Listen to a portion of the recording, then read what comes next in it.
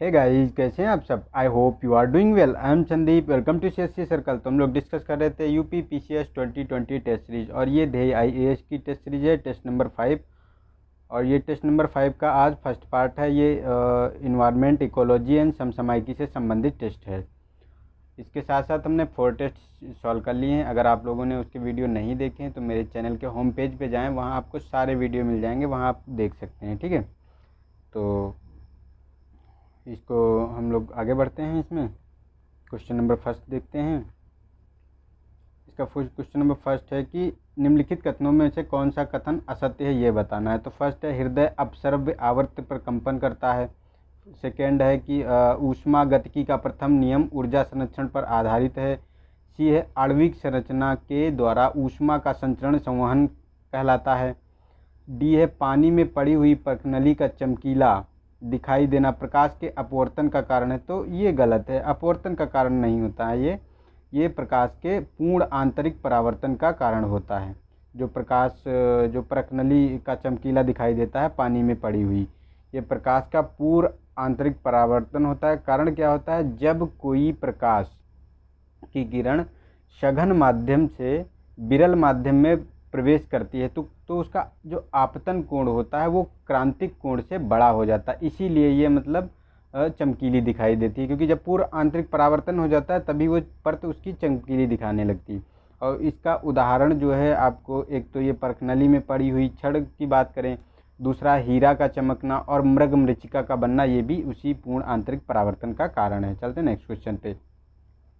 इसमें कहा गया है कि जल से भरे एक बीकर में एक सिक्का ऊपर उठा हुआ प्रतीत होता है। यह परिघटना प्रकाश के किस गुण के कारण होती है। ए ऑप्शन है प्रकाश का व्यतिकरण, बी है प्रकाश का पूर्ण आंतरिक परावर्तन, सी है प्रकाश का अपवर्तन, और डी है प्रकाश का दोहरा व्यवहार। तो इसका ऑप्शन सी सही है, क्योंकि यह प्रकाश का अपवर्तन हो जाता है। एक्चुअली क्या होता है, जब कोई प्रकाश की किरण एक पारदर्शी माध्यम से दूसरे पारदर्शी माध्यम में तिरछी प्रवेश करती है तो वो अपने प्रकाश से, मतलब अपने पथ से विचलित हो जाती है। इसीलिए ऐसा प्रतीत, वो जो सिक्का होता है वो उठा हुआ प्रतीत होता है। चलते नेक्स्ट क्वेश्चन पे।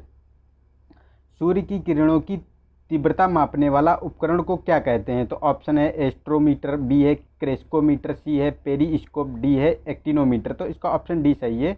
एक्टिनोमीटर द्वारा प्रकाश की जो सूर्य की किरणें हैं उनकी तीव्रता मापी जाती है। चलते नेक्स्ट क्वेश्चन पे।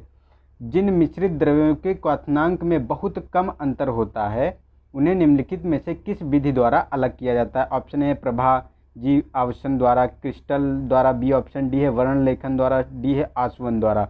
तो इसका ऑप्शन ए सही है, प्रभाजी आसवन द्वारा, मतलब फ्रैक्शनल डिस्टिलेशन द्वारा ये किया जाता है। इसमें क्या होता है कि जो खनिज तेल जैसे होता है, जैसे खनिज तेल हुआ, उससे पेट्रोल, डीजल और मिट्टी का तेल जो अलग किया जाता है वो इसी विधि से किया जाता है, प्रभाजी आसवन। ठीक है, चलते हैं नेक्स्ट क्वेश्चन पे। निम्नलिखित में से कौन एंटी ड्यूरेटिक हार्मोन्स है।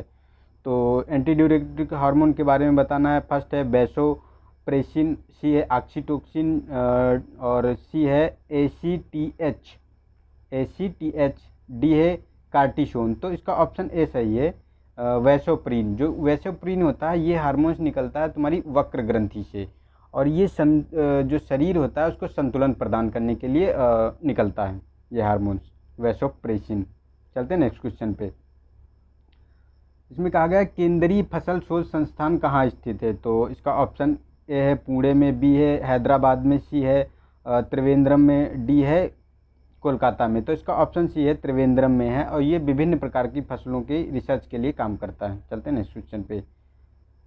इसमें कहा गया है क्लोरीन द्वारा किसी पदार्थ का विरंजीकरण करने के पश्चात क्लोरीन के आधिक्य को समाप्त करने के लिए प्रयोग किया गया पदार्थ कहलाता है। तो मतलब जिसमें ज़्यादा, मतलब उसकी क्लोरीन की मात्रा हो गई, उसको कैसे हम हटाएंगे, तो इसके बारे में बताया गया। तो ऑप्शन ए है टिंक्चर द्वारा, बी है कीटनाशक द्वारा, सी है प्रतिक्लोर द्वारा, डी ऑप्शन है पायरेटिक्स द्वारा। तो इसका ऑप्शन सी सही है, प्रतिक्लोर, मतलब एंटी क्लोर के द्वारा। ठीक है, इसके द्वारा उसकी जो क्लोरीन की अधिक मात्रा होती है उसको समाप्त कर दिया जाता है। टिंक्चर द्वारा, ये टिंक्चर एक आयोडीन होता है जिसको घाव पे इस्तेमाल किया जाता है, और एक कीटनाशक तो पेस्टिसाइड के लिए होती हैं, अपना एग्रीकल्चर में यूज की जाती हैं। चलते हैं नेक्स्ट क्वेश्चन पे। निम्नलिखित कथनों पर विचार करें तथा सत्य कथन का चुनाव करें। फर्स्ट है, शैवालों को पारिस्थितिकी तंत्र के एक प्रथम पोषक स्तर पर रखा गया है।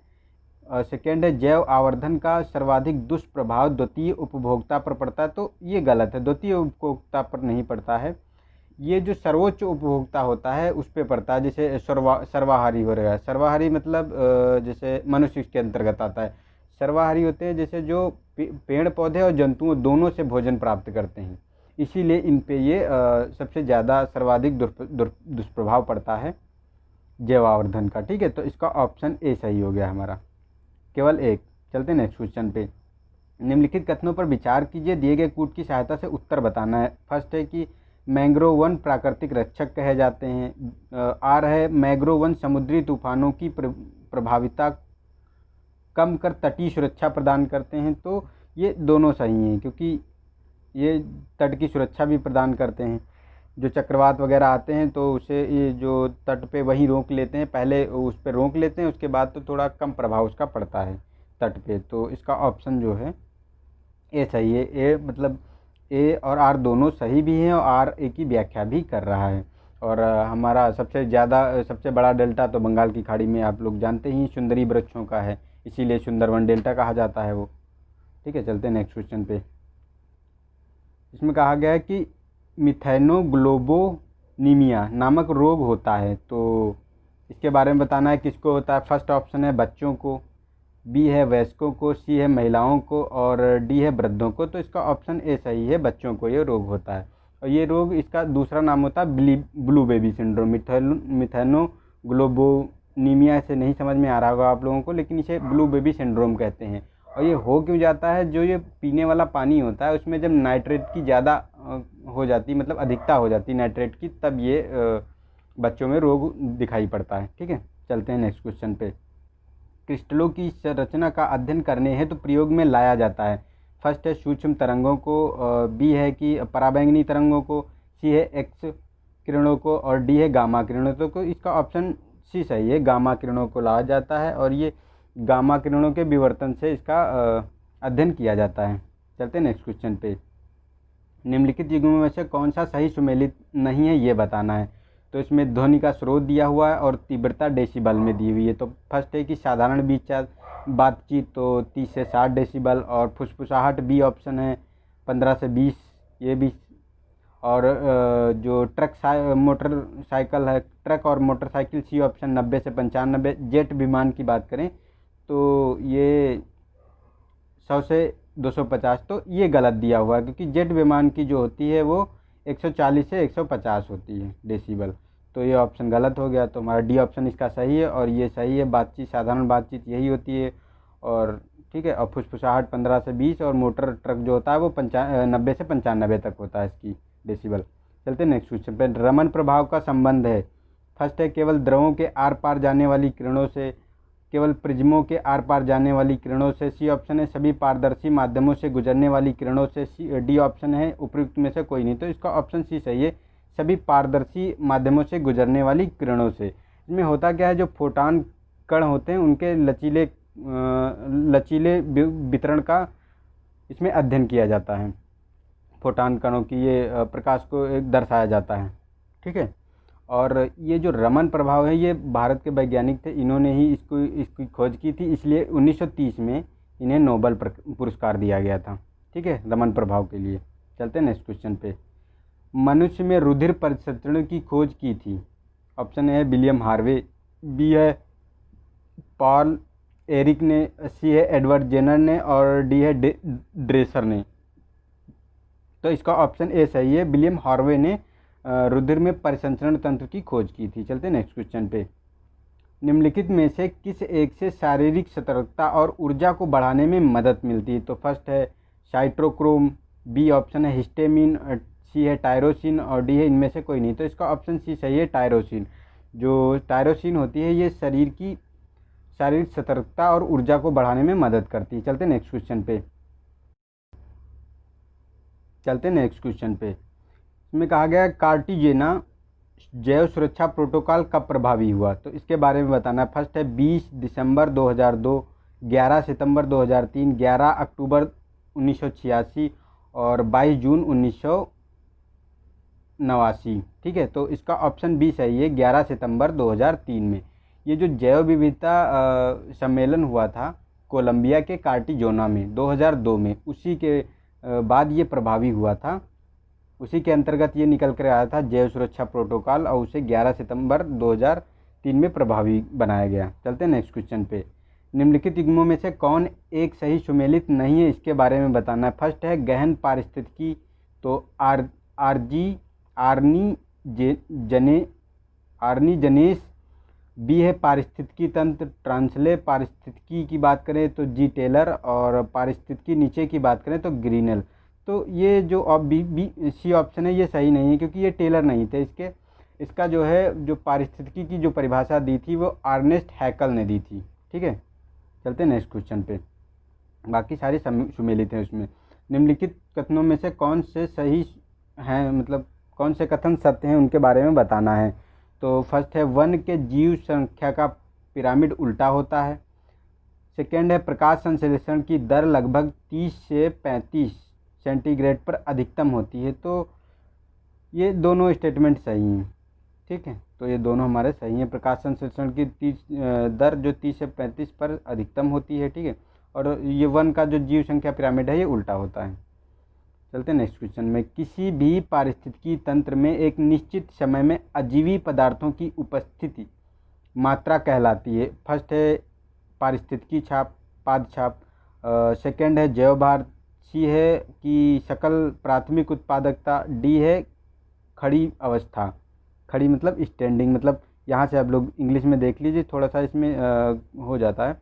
तो फर्स्ट है इकोलॉजिकल फुटप्रिंट, और बी है बायोमास। सी है ग्रोस प्राइमरी प्रोडक्टिविटी, और स्टैंडिंग स्टेट। तो इसका ऑप्शन डी सही है, स्टैंडिंग स्टेट, खड़ी व्यवस्था, जो है किसी पारिस्थितिकी तंत्र में एक निश्चित समय में अजीवी पदार्थों की उपस्थिति मात्रा कहलाती है खड़ी अवस्था। चलते हैं नेक्स्ट क्वेश्चन पे। निम्नलिखित धातुओं में से कौन सी एक शीतल जल के साथ अभिक्रिया नहीं करता है। तो ऑप्शन ए है कैल्शियम, बी है पोटेशियम, सी है मैग्नीशियम, और डी है सोडियम। तो इसका ऑप्शन सी सही है, मैग्नीशियम शीतल जल के साथ अभिक्रिया नहीं करता है, और ये कैल्शियम, सोडियम और पोटेशियम तीनों करते हैं। चलते हैं नेक्स्ट क्वेश्चन पे। निम्नलिखित में से कौन सा वायरस चेचक का उत्तरदायी है। फर्स्ट है रूबीओला, बी ऑप्शन है बेरीओला, और सी है वेरिसेला, डी है मिक्सो। तो ऑप्शन बी सही है, वेरिओला जो वायरस होता है ये चेचक के लिए उत्तरदायी होता है। और ये जो चेचक रोग होता है वो संक्रामक रोग होता है, मतलब संक्रामक मतलब एक से दूसरे में फैलने वाला। और इस टीके की खोज की थी, जो इसका टीका बनाया था चेचक का, ये एडवर्ड जेनर ने बनाया था। ठीक है, इसकी खोज की थी। चलते हैं नेक्स्ट क्वेश्चन पे। निम्नलिखित में से किसके द्वारा ग्रीन हाउस गैसों की संकल्पना दी गई थी। फर्स्ट है सीसी पार्क ने, बी ऑप्शन है जेसफ कुरियर ने, और जेफर्स कुरियर ने। सी ऑप्शन है जोसेफ फोरियर, और डी ऑप्शन है ए जबलर ने। तो उसका ऑप्शन सी सही है, जोसेफ फोरियर थे। इन्होंने ही 1824 में इसकी संकल्पना दी थी। ठीक है, चलते हैं नेक्स्ट क्वेश्चन पे। ओंडोलॉजी निम्नलिखित में से किस एक में उसका अध्ययन किया जाता है, उससे संबंधित है। तो फर्स्ट है अति सूक्ष्म जीवों का अध्ययन, बी है अंग विज्ञान का अध्ययन, सी है पेशियों का अध्ययन, डी है दंत विज्ञान संबंधी अध्ययन। तो इसका ऑप्शन डी सही है, दंत विज्ञान संबंधी अध्ययन जो है वो ओंडोलॉजी कहलाता है। और अति सूक्ष्म की बात करें तो ये अतम सूक्ष्म जीवों का अध्ययन माइक्रोबायोलॉजी में किया जाता है, और अंग विज्ञान का ऑर्गेनोलॉजी में, और मायोबायोलॉजी में जो है पेशियों का अध्ययन किया जाता है। चलते हैं नेक्स्ट क्वेश्चन पे। दिन में ध्वनि का केवल ध्वनि के पास के क्षेत्रों में सुनाई देना, जबकि रात में दूर दूर तक सुनाई देता है, ध्वनि की किस गुण को दर्शाता है ये। तो फर्स्ट है परावर्तन, बी है कि मतलब अपवर्तन, सी है व्यतिकरण, और डी है विवर्तन। तो इसका ऑप्शन बी सही है, अपवर्तन। अपवर्तन के द्वारा ही रात में दूर दूर तक ध्वनि सुनाई देती है। चलते हैं नेक्स्ट क्वेश्चन पे। में कहा गया चंद्रमा पर लोलक घड़ी के ले जाने पर उसका आवर्तकाल, ऑप्शन ए बढ़ जाएगा, घट जाएगा, अपवर्तित रहेगा, या इनमें से कोई नहीं। तो इसका ऑप्शन ए सही है, इसका बढ़ जाएगा, क्योंकि चंद्रमा पर जो गुरुत्वाकर्षण कम 1/6 कम है यहाँ से पृथ्वी से, इसीलिए इसका जो है आवर्तकाल बढ़ जाता है।